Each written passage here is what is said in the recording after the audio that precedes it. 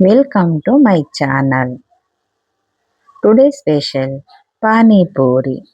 ಮೊದಲಿಗೆ ಒಂದು ಕಡೆ ಆಲೂಗೆಡ್ಡೆಯನ್ನು ಬೇಯಿಸಿಕೊಳ್ಳೋಣ. 4 ಆಲೂಗೆಡ್ಡೆ, 2 ಲೋಟ ನೀರು, ರುಚಿಗೆ ತಕ್ಕಷ್ಟು ಉಪ್ಪನ್ನು ಹಾಕಿ 2 ವಿಸಲ್ ಕೂಗಿಸಿಕೊಳ್ಳೋಣ. ಮತ್ತೊಂದು ಕಡೆ ಹಸಿ ಬಟಾಣಿಯನ್ನು ಬೇಯಿಸಿಕೊಳ್ಳೋಣ. 10 ನಿಮಿಷಗಳು. ರುಚಿಗೆ ತಕ್ಕಷ್ಟು ಉಪ್ಪನ್ನು ಹಾಕಿ ಬೇಕಾದ ಸಾಮಗ್ರಿಗಳು: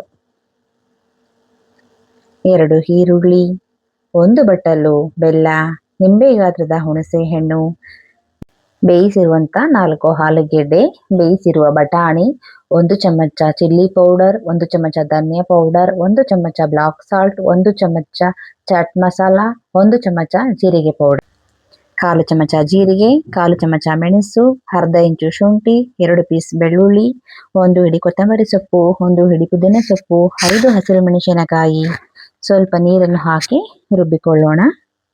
ರುಬ್ಬಿದ ನಂತರ ಅದನ್ನು ಸೋಸಿಕೊಳ್ಳೋಣ. ಈ ಅಳತೆಗೆ 2 ಲೋಟ ನೀರನ್ನು ಸೇರಿಸಬಹುದು. ಹುಣಸೆಯ ರಸ ಅರ್ಧ ಭಾಗವನ್ನು ಸೇರಿಸೋಣ. ಪಾನಿಗೆ ಅರ್ಧ ಚಮಚ ಚಿಲ್ಲಿ ಪೌಡರ್, ಅರ್ಧ ಚಮಚ ಧನಿಯಾ ಪೌಡರ್, ಅರ್ಧ ಚಮಚ ಬ್ಲಾಕ್ ಸಾಲ್ಟ್, ಅರ್ಧ ಚಮಚ ಜೀರಿಗೆ, ಅರ್ಧ ಹೋಳು ನಿಂಬೆ ರಸ, ಅರ್ಧ ಕಪ್ಪು ಬೆಲ್ಲವನ್ನು ಹಾಕಿ ಚೆನ್ನಾಗಿ ಮಿಕ್ಸ್ ಮಾಡಿ ಅರ್ಧ ಗಂಟೆ ಬಿಡಿ. ಮತ್ತೊಂದು ಕಡೆ ಎಣ್ಣೆ ಕಾಯಲು ಸಿಮ್ನಲ್ಲಿ ಇಡಿ.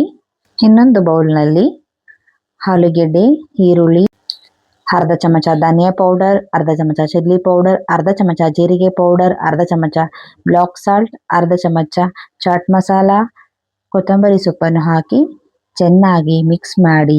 ಮತ್ತೊಂದು ಬೌಲ್ನಲ್ಲಿ ಅರ್ಧ ಬಟ್ಟಲು ಬೆಲ್ಲ, ಉಳಿದಂತಹ ಅರ್ಧ ಹುಣಸೆ ರಸವನ್ನು ಸೇರಿಸಿ ಅದನ್ನು ಸಹ ಅರ್ಧ ಗಂಟೆ ಬಿಡಿ. ಎಣ್ಣೆ ಕಾದಿದೆ ಎಂದು ನೋಡಿಕೊಂಡು ರೆಡಿಮೇಡ್ ಪೂರಿಯನ್ನು ಕರಿಯೋಣ.